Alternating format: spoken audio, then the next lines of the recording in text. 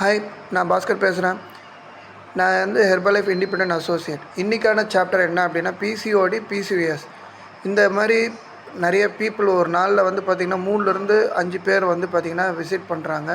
இதுக்கு என்ன அப்படின்னா 15 இயர்ஸ்லேருந்து 40 இயர்ஸில் இருக்கிற அவங்க மேரிடானவங்க கூட குழந்தைக்காக வந்துட்டு பார்த்திங்கன்னா ப்ரெக்னென்சி ட்ரை பண்ணாலும் அவங்களுக்கு வந்து கரெக்டான ஒரு இது கிடைக்கல.